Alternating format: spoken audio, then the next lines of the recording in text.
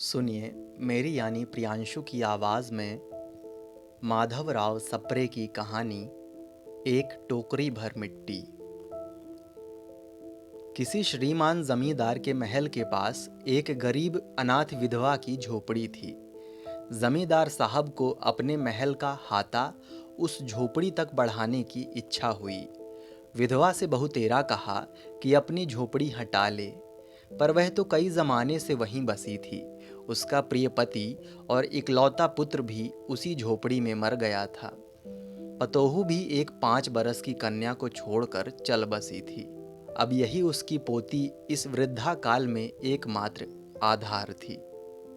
जब उसे अपनी पूर्व स्थिति की याद आ जाती तो मारे दुख के फूट फूट के रोने लगती थी।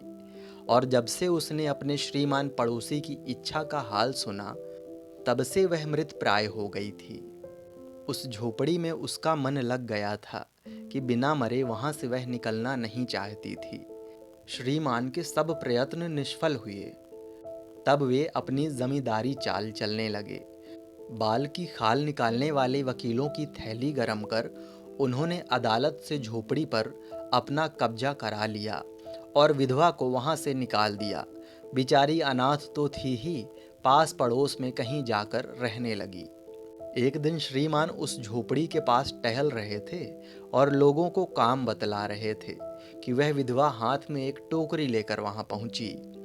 श्रीमान ने उसे देखते ही अपने नौकरों से कहा कि उसे यहां से हटा दो, पर वह गिड़गिड़ा कर बोली, महाराज, अब तो यह झोपड़ी तुम्हारी ही हो गई है, मैं उसे लेने नहीं आई हूं। महाराज क्षमा करें तो एक विनती है। जमींदार साहब के सिर हिलाने पर उसने कहा, जब से यह झोपड़ी छूटी है तब से मेरी पोती ने खाना खाना छोड़ दिया है। मैंने बहुत कुछ समझाया, पर वह एक नहीं मानती। यही कहा करती है कि अपने घर चल, वहीं रोटी खाऊंगी। अब मैंने सोचा कि इस झोपड़ी में से एक टोकरी भर मिट्टी लेकर उसी का चूल्हा बनाकर रोटी पकाऊंगी। इससे भरोसा है कि वह रोटी खाने लगेगी।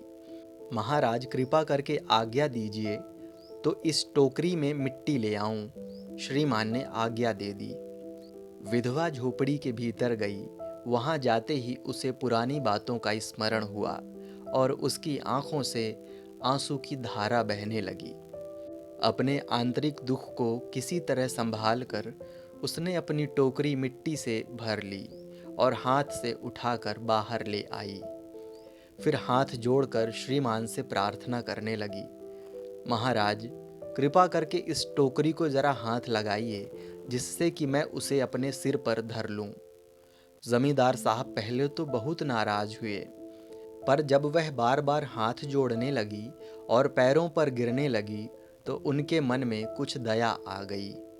किसी नौकर से ना कहकर आप ही स्वयं टोकरी उठाने आगे बढ़े।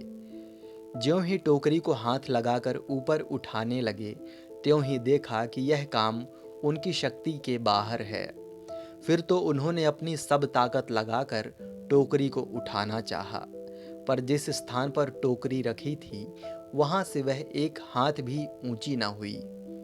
वह लज्जित होकर कहने लगे, नहीं, यह टोकरी हमसे न उठाई जाएगी। यह सुनकर विधवा ने कहा, महाराज, नाराज न हो, आपसे एक टोकरी भर मिट्टी नहीं उठाई जाती और इस झोपड़ी में तो हजारों टोकरियां मिट्टी पड़ी हैं। उसका भार आप जन्म भर क्यों कर उठा सकेंगे? आप ही इस बात पर विचार कीजिए।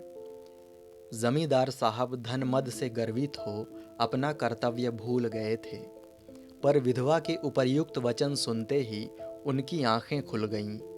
कृतकर्म का पश्चाताप कर उन्होंने विधवा से क्षमा मांगी और उसकी झोपड़ी वापस दे दी।